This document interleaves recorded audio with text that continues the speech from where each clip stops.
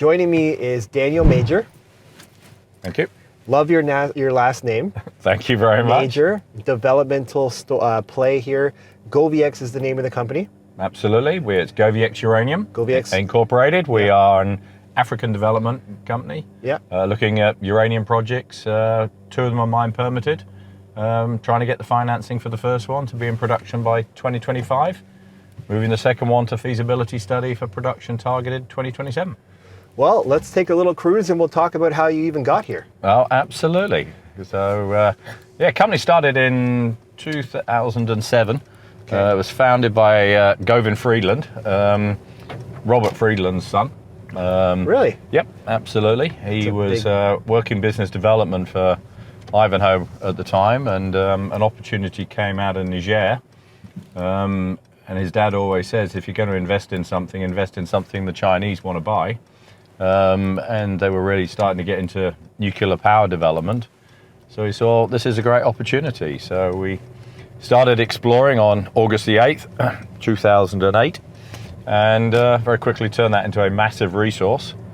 Since then, we've taken it all the way through its permitting stages, finished the feasibility study for that one last year, and we're now working with Endeavour Financial to secure the debt financing. And then back in about 2017, we saw the market. We thought the market had bottomed out and the time to start looking at some M&A was on. So we did a deal with Denison and took from them their African projects. So we took on the Muntanga project and the Falea project. And the Muntanga, we went straight away and added an extension from it and consolidated a land package. And that's where we now have the very large Muntanga project. These are both long life projects. I mean, Madawela's like 20 years and Mutanga's 11 years already planned out. So, exciting times ahead of us now. The uranium market's starting to show real life to it. Yeah, it's a really interesting one to follow, that's for sure. There's never a dull moment. Is there any exploration going on at all? Or are you just completely past that point now?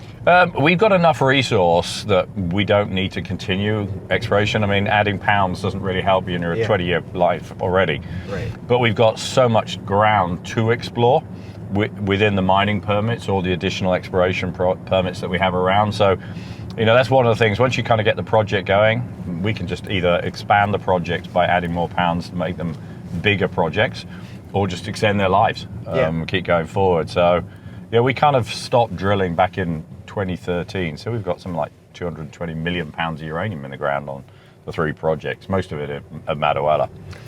Okay, so what's it like dealing with the governments there? I mean, how friendly are they, sort of over the course of your tenure with the company? How have things changed? To start with Niger, one of the really key things about Niger is, it's a mining jurisdiction. Been producing uranium since, 1971. The last president actually worked underground at the Cominac mine. So, it's a government that understands mining. It's the poorest country in Africa, or globally actually, but it relies heavily on uranium. It has been increasing its oil exploration. The 10 years I've been there, I found the government to be incredibly open. I can have access to people within government all the way through to the president. Whenever I go into town, if they're there, I can go and meet with them. I meet with the ministers, continually. We have a great dialogue. The mining code really hasn't changed. They recently updated it. It was more just to bring it in line with the ECOWAS mining code, which is a bit more ESG focused than the previous mining code, and it tidied it up. So, they're follow a lot of the issues that you'd have with most. They want local procurement, local employment, which is something we started back in 2009. We've taken a local employment strategy on all of our projects. I have no expatriates working on our projects in Africa. So no, the Nigerians have been absolutely brilliant. I've always been a big supporter of them. Zambia, we've had less time dealing with them, but the last government was difficult. There's a lot of stuff in the press with, people like Acacia, etc. They were quite nationalistic. That change in government that we've had with the new Zambian government has been an absolute breath of fresh air. They are very, it's a mining jurisdiction. And again, they're really pushing hard to expand, particularly copper production, but that kind of helps us as well, because they're pushing on power, energy, people development, infrastructure. So, you know, it's one of the reasons we like being in Africa. I mean, Niger took us 4 months to permit a mine. You know, that just doesn't happen in North America or, you know, or South America. I mean, you need years in permitting. Whereas here, it's to just get on with it. You know, we want the development, we want the process to go forward, we want to add value to our communities and our infrastructure. So, yeah, it's my second time in Africa, and I've done South America. I've worked in Russia. I've worked here in Canada, and I was more than happy to go back and work in Africa. It's just easier. What would you say is the number one concern or question you get from institutions, shareholders, potential shareholders about the company, and what would be the solution to those concerns? I think the biggest issue most people look at is any development company, which is how you're going to finance it, right, to the next stage. And so our strategy has been very much, you know, make sure, one, we're doing everything correctly the way we would need to do it, but at the end of the day, focus on the debt financing first, because, you know, that's a fairly intense process. With all the due diligence, etc., that you have to go through. And once you can show the market that you've got that part of it underpinned, you know, the equity side becomes relatively straightforward. You've done all of the hard work, you've had a rigorous review of everything about your project, so anybody coming in on the equity side is pretty well assured that the project, you know, is up to sniff. Yep. From that point of view. But, you know, we're also fairly, you know, robust on what we do about how we use the money. You know, I fly economy everywhere still, even the long haul flights to South Africa, 12 hours. I'm getting older. I have to say they're getting a bit tougher. But, you know, you save the money for where you need it, which is to put it in the ground, add value to the projects. And we've always looked to see where we can add value to the projects that we've got. What's the market cap right now? 140 market cap, and we're massively undervalued relative to our peers. I mean, we've got a project out. There's a company out there at the moment, another African one. I mean, yes, it's got a plant, but it needs a higher price than we do to get up and going. It's trading at over $4 a pound in the ground for a very short life mine, and we're trading at 30 cents a pound in the ground. And I think part of the problem is investors tend to look at our company and associate us just with Madaouela, the Nigerian project, because that's obviously the one that's at the front, and they completely forget the Muntanga project is sitting there as well, which is, you know, a very advanced project. It's actually got a higher IRR and net present value than the Madaouela project, and they completely forget about it. And, you know, that is something we keep pushing on out there to say, guys, look, you know, we're a 2-project company. We have just announced the sale of the 3rd exploration company that we've got, and really saying, guys, look, you know, where else do you find a company permitted that's got 2 long life projects? You know, you look at a lot of the other companies out there, they're one project, and some of their projects are not very long life. You know, they're less than 10 years, and that's a short life project. And the longer the life project, the more likely the utilities are going to want to contract with you, because they want surety of supply for a reasonable period of time. And particularly now where, you know, geopolitics, etc., the utilities want material and they want to know they can keep getting it. And Africa's, you know, has no issues. We can export to anywhere in the world. You know, Niger was for a long time the 4th largest producer. It's now the 5th because Namibia overtook it. So, you know, robust regions. What's the company's opinion on where you need to see the spot uranium price for this thing to really look attractive? We use $65 in our feasibility study.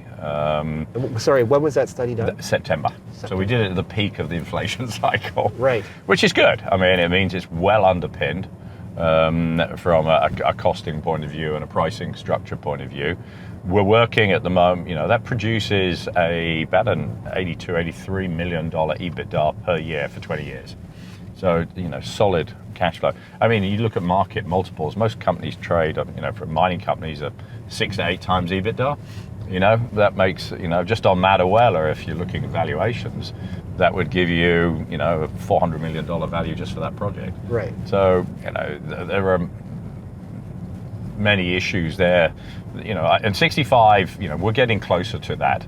You're already seeing term contracts up around the high 5s, to almost onto the 6. You know, whenever we talk to the utilities, it's very clear that, 65 is not very far around the corner. And I think if you start to see pricing pressure, particularly now that Sprott Uranium Trust seems to be cashing up, a little pressure from them on the uranium price, and we'll definitely be seeing 65 prices in the term contract market very soon, which is what we need. This is what's fascinating about uranium. I mean, even the way that the spot price is reported. Do you follow that at all? Oh yeah, all the time. I wouldn't say it's the most accurate. And if anything, it seems to be reported lower than what some of these purchases are made at. Well, this is spot market trades, and sometimes they'll report a price even though there was no trade done. So that the price reporters are trying to judge. You look at some of the months like December. I mean, there's only about 2 or 3 trades made over the whole month. Right. So it's very hard to put. You can't quote a daily price because there isn't a daily trade going on. So what they try and do is best estimate between the bids and the offers what the realistic price is that is actually would be transacted at if the transaction were to take place. In term contracts, very much the same. It's an assessment because not all contracts are public, and so you're kind of having to guess. There are, you get some transparency out there when particularly people announce what they're doing. There are RFP bids that go through, which are often, they become more public because there are public tenders. So you come through on that. But, you can write your contracts in multiple forms. I mean, you can run a fixed contract that's a fixed price. You can have an inflated contract, and you can inflate it where you like, how you want to inflate it. You can collar your contracts. I mean, it's up to you and your off-taker of how both parties best see a contracting structure. So it's not like LME pricing on copper, which is that's the number. There is a bit of finessing going on here. Do you want to sort of go over the last few news releases the company put out, the most recent news? Yeah, I mean, the most recent one was obviously our disposal, potential disposal of the Falea project. We had that one as an exploration play. It's a great project, and we've done quite a lot of work on it, and showed that it's got a lot of upside potential on it. Our problem is we just were not, given the scale of Madahuela and Muntanga, we were just not able to give it the firepower that it needed. It was always slightly getting behind the curve. So we felt it better actually put it into somebody else's hands and say, you get on, you'll give it full effort. We'll still be a substantive shareholder of that company afterwards, but we won't have to put any cash in going forward now. So obviously, that helps us. It lets me and my team focus on Madahuela and Muntanga and not have to worry about, what's going on in Mali going forward. Any other partnerships that you have? Like, I'm assuming the governments are in? Well, the government's a 20% shareholder at Madahuela. Okay. 10% of that is a free carry. That's a requirement under sort of ECOWAS mining codes. We don't have any other partners within the group at the moment. We've got Denison, obviously, as a shareholder. For a long time, Cameco's been a shareholder. They're much smaller now. But, in some ways, that's a good thing in my view. It leaves us open going forward to figuring out how we want to finance our projects. So, one of the aspects is the equity side. We're looking at the debt, but how do you deal with the equity side of that? And that could be through partnerships, bringing in utilities, off-takers at a corporate or at an asset level, because they're looking for security on the off-take. Yeah. So that's the other way that, we'll look at how we structure our deal going forward. But yeah, so it's great because we're relatively free to, make a plan on and how we have got nothing that ties us back and says, well, we can't do that because we've already got a relationship with somebody else. Yeah. What's the current capital position of the company? We raised about 10 Canadian at the end of last year. So we're sitting with, roughly about 3 and a bit at the end as the year began. So at some point this year, we will obviously have to come to market to raise it, but we'll try and figure out how that fits through to where we are on the debt financing and when we're going to need to make the substantive call for the equity for the project itself. Right. When you did that financing, what was the sentiment? Was it a pretty quick thing to close? Did you have... Done in 24 hours. 24 hours. A lot of existing shareholders coming back into that? Yep, absolutely. It was done very, very quickly. We went out to to the market with the deal. We did that one through Sprott, and literally it was within 24 hours the book was full. Yeah. Hardly had time to pick up the phone and call anybody. It was just done that quickly. So that's great. And I think, we're looking at a market, again, you've seen a couple of deals already this year go through where they've been well filled, and there's a lot of sentiment out there positive. I mean, we were chatting just offline before we came on. I mean, I have not had a conference like VRIC this year as busy.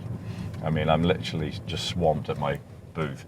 People coming to talk to us, find out, and new investors who just haven't invested in uranium before, haven't invested in GoviEx before, and that's a really good sign. You want to see that. While we're on the topic of sort of investor awareness, I guess, and sentiment, what about analyst coverage? We currently have Sprott and we have Red Cloud covering us. And that's something I've noticed as well in this event. I've got a couple of houses have reached out to me to say, look, we're just not covering enough uranium companies. Can we talk to you? So I've got a couple of meetings tomorrow after the conference with analysts, and hopefully we'll expand out that coverage list. And I think, but that's a cyclical part of the analyst business. When sectors are in the doldrums, that no one wants to cover the stocks because they can only cover so many. When the sector starts to run, and it's a good sign for the sector when the analysts are coming back and saying, oh, we need to cover more shares. Right. We need to start putting it on. So I think that's a really good trigger, again, for the overall uranium market. That's a positive sign. Is there anything we haven't covered yet that you would sort of like to leave this interview off for the market? Well, I think, we summarize it, we love where the uranium sector's going. I think it's just so well set up as a sector at the moment. The supply deficit, the politics are just great, particularly for the nuclear industry. It's never been as good. We haven't seen the spot price move yet, but that's because the utilities have been very focused on where their downstream products are coming from, their UF6, their EUP. We have got, two exceedingly robust projects here. We're well advanced. We are focused on our development of those projects, and we've done a lot of work on ESG, for example. We put our ESG report out, and I think, a lot of investors say, why are you talking about that? It's not a fad. It's actually part of what the debt side wants to see, but more importantly, it's what the off-takers want to see. A lot of off-takers won't take your uranium unless you have a proper ESG strategy out there. So it's also good governance. I mean, if you can show that you've got a proper plan to go from being an explorer to being a developer to being a producer, and your team culturally changes, because those are culturally different structures to have, that is also a key part of it. So I think, we are getting ready to be a builder, and that's really, my next target. What government do you think the uranium sector gets the most love from? It's just like they are absolutely on team nuclear. That's got to be the Chinese, of course, who are just building like it's going out of fashion. Right. But we've seen, that's where the geopolitics have changed. You look at where the US government was and where it is now, and the support that's being thrown at it, both the existing reactors and the small modular reactors. You're seeing it in Europe. I mean, France was going to go from 75% down to 50% nuclear. It's gone back to 75, and it's going to build 14 reactors. UK government is the same. I think all of these governments are saying the right things and doing the right things, but I think we would all agree governments have to move faster. And we're just falling behind on power everywhere around the world. And there is the love, but they need to put their money where their mouth is, and make sure it happens. And I think we're starting to see that move through. Japan's another country where we've gone from negativity and bad public perception to high confidence in nuclear, want it back, and government who wants to restart and potentially build again. So I think we've seen a lot of changes. I mean, there are a few. Even the Germans at least made an effort of relooking at holding on. Decided not to. They seem very confused. I think they are. I think they have some real cultural issues that they just can't get their head around, and it's causing a dichotomy. Because I talk to a lot of German investors, and the German man on the street gets it completely. I mean, they just get it. Well, why the government won't come through, I have no idea. Same with the Australians. I mean, look at the Aussies. They're as bad. I mean, they won't even talk about nuclear, won't allow the conversation to happen. You know, they think they can do everything on renewables. It's like, well, okay, fine, let's see how successful you are. But you look at Germany, I mean, all that money it spent, all that renewables it put in, and all it did was take out its nuclear, but kept all of its CO2 emitting product going. I think it's been a fantastic interview. Thank you very much. I enjoyed it. Yeah, I really enjoyed learning about the company. What exchanges are you on? Sorry. Yep, TSXV and GXU. Okay. And OTCQB on GVXXF. There you go. If anyone wants to reach out to you? Best is info@goviex.com. Then I know where it's coming through. It won't get lost in my trail and it'll get highlighted to me. Thank you very much. This has been a very enjoyable experience. Absolutely. You are a title sponsor of the event. I'm super happy to hear that it's going well and sentiment is up. I'm a big fan of the uranium space, and I wish you nothing but the best. Thank you very much. Thanks for doing this.